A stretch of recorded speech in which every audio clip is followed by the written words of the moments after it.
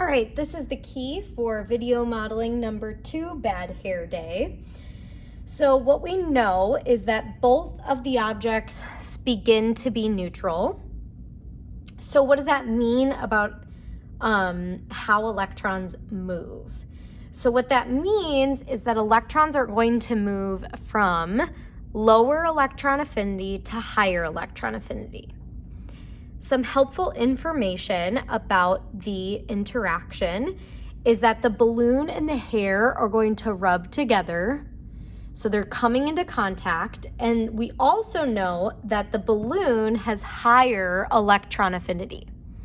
So what that means is that electrons, when they are given an opportunity to leave, electrons in the hair are going to transfer from the hair to the balloon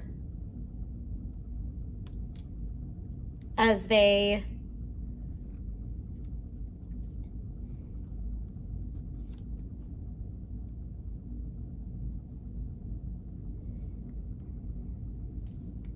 so we have a charged atom here.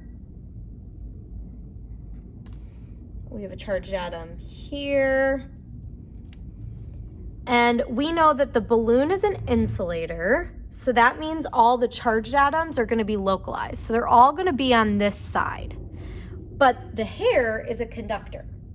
So what that means is that this electron, they're going to want to spread out. Those electrons are not going to want to all be close to each other, and they're not going to let those exposed protons stay all in that corner of the hair. And so what we're going to see is we're going to see some electrons that are attached to a proton. They're going to want to move to be closer to those exposed protons. And what we're going to see is we're going to have this spread out charge because it's a conductor. So those charged atoms are spread out from one another. They're not all in one location, like an insulator would have them all in one location. So electrons moved from the hair to the balloon because the balloon has greater electron affinity. And now we can answer the claim. The claim asks us when the balloon is rubbed to the person's hair, the balloon becomes negatively charged because it gained electrons. So it gained 3 electrons, so it became -3 charged.